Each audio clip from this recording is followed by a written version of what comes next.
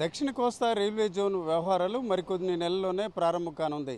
కేవలం మరొక 30 రోజుల్లో ఈ కార్యకలాపాలు కొనసాగించే క్రమంలో సీఎం చంద్రబాబు నాయుడు అలాగే రైల్వే మంత్రి శ్రీ వైష్ణవ్ కూడా దీనికి సంబంధించి సమావేశమయ్యారు.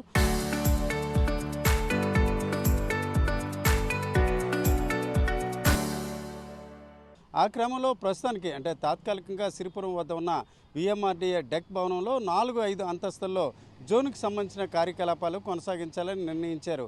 ఈ దశలో మరోవైపు చూసుకుంటే ఏదైతే ఏపీ ప్రభుత్వం దాదాపు 52.5 ఎకరాల భూమిని కేటాయించింది. ఇది విశాఖలోని అడవివరం అంటే ఒకవైపు సింహాచలానికి కేవలం 5 కిలోమీటర్ల దూరంలో ఉన్న ఈ ప్రాంతంలోనే జోన్ కార్యాలయం నిర్మాణ పనులు జరుగుతున్నాయి. దీనికి సంబంధించి 52.5 ఎకరాల్లో దీనికి సంబంధించిన కార్యకలాపాలు కొనసాగుతున్నాయి. అయితే ప్రస్తుతం మనం చూస్తున్న ఈ ప్రాంతంలో పిల్లర్స్ వేసే ప్రక్రియ ఇప్పుడిప్పుడే మొదలైంది. నిజానికి 36 నెలల వ్యవధిలో దీన్ని పూర్తి చేయాలని ప్రతిపాదన జరిగింది. అందులో భాగంగా తొలి దశలో చూసుకుంటే మొత్తం 7 అంతస్తులు, అందులో 7 అంతస్తులో ఒక అంతస్తు కింది భాగంలో అంటే దిగువ భాగం ఉండగా మరొకటి పైన ఉండే రకంగా చేస్తున్నారు. అయితే మొత్తానికి చూసుకుంటే 9 అంతస్తుల ఈ భవనాన్ని నిర్మించాలనే ప్రతిపాదన ఉంది. అయితే ప్రస్తుతానికి 7 అంతస్తుల భవనాన్ని నిర్మించే క్రమంలో దీనికి సంబంధించిన అన్ని రకాల ప్లాన్లు ఇతర పర్యావరణ అనుమతులు కూడా ఇవ్వడం జరిగింది. ఈ దశలో ఇక్కడికి రైల్వే జోన్ వచ్చినట్లయితే ఈ జోన్ కార్యాలయంలో దాదాపు 3,000 మంది సిబ్బంది పనిచేసే అవకాశం ఉంది. ఇప్పటి వరకు భువనేశ్వర్ కేంద్రంగా జరిగిన పనులన్నీ కూడా విశాఖ కేంద్రంగా జరగనున్నాయి. ముఖ్యంగా విశాఖ రైల్వే డివిజన్తో పాటు ఇటు గుంతకల్ అలాగే విజయవాడ కేంద్రంగా ఉన్న డిఆర్ఎం కార్యాలయాల వ్యవహారాలు కూడా ఇక్కడి నుంచే పర్యవేక్షించే అవకాశం ఉంది. ఒక రకంగా చెప్పాలంటే జోన్ కార్యాలయం రాకతో ఈ ప్రాంతం ఏదైతే అడవివరం అలాగే ఆరిలోవ ఇటువైపు చూసుకుంటే సింహాచలం ప్రాంతం మరింత అభివృద్ధి చెందే అవకాశం ఉంది. అన్నిటికంటే ఇతర అంశాలు ఏ రకంగా ఉన్నప్పటికీ జోన్ కార్యాలయం ఏర్పాటు అయ్యే క్రమంలో ఈరోజు అశ్విని శ్రీ వైష్ణవ్ అలాగే సీఎం చంద్రబాబు నాయుడు కూడా సమావేశమయ్యారు.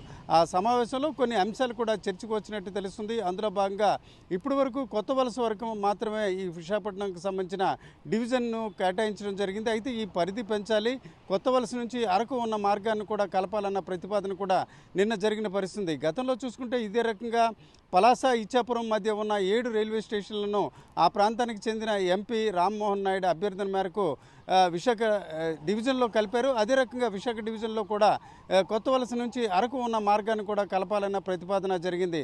ఇదే అంశాన్ని అరకు ఎంపీ డాక్టర్ తనుజారాన్ని కూడా రాష్ట్ర ప్రభుత్వం దృష్టికి అలాగే కేంద్ర ప్రభుత్వం దృష్టికి తీసుకెళ్లడం కాకుండా పార్లమెంట్లో చర్చించిన పరిస్థితి. ఏదేమైనప్పటికీ తాజాగా సీఎం చంద్రబాబు నాయుడు అలాగే రైల్వే మంత్రి కూడా ఈ అంశంపై చర్చించడంతో కొంతవరకు అరకు ప్రాంతీయులు మాత్రమే కాకుండా విశాఖ కేంద్రంగా రైల్వే జోన్ కోరుకున్న వర్గాల్లో కూడా కొంత సంతృప్తి వ్యవహారం కనిపిస్తుంది. ఏదేమైనప్పటికీ మరొక 30 రోజుల వ్యవధిలో ఇక్కడ రైల్వే జోన్కి సంబంధించిన కార్యకలాపాలు కొనసాగుతున్న దశలో ఇక్కడ జరుగుతున్న నిర్మాణ పనులు కూడా త్వరితగతిన పూర్తి చేయాలన్న ఆలోచన కూడా ఉంది.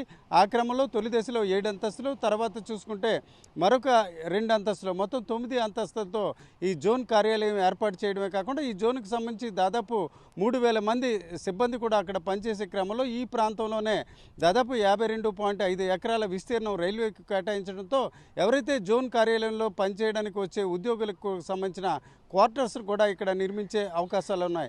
ఏదైనప్పటికీ దాదాపుగా ఉత్తరాంధ్ర ప్రజలు 30 సంవత్సరాల దశాబ్దాల కళ ఈరోజు నెరవేరడం ఒక రకంగా శుభపరిణామంగా చెప్పడమే కాకుండా ఏదైతే జోన్ పరిధిలో భాగంగా వాల్తేరుకి సంబంధించి అంటే ఇప్పుడు ప్రస్తుతానికైతే విశాఖ డివిజన్గా చెప్పుకునే ఈ ప్రాంతంలో కొత్త వలస అరకు ప్రాంతాన్ని కలిపినట్లయితే పూర్తి స్థాయిలో జోన్ కోరుకున్న ప్రజల కోరిక నెరవేరినట్టు మనం చెప్పుకోవచ్చు. కెమెరా పర్సన్ మౌలానాతో రామచంద్రరావు, RTV, విశాఖపట్నం.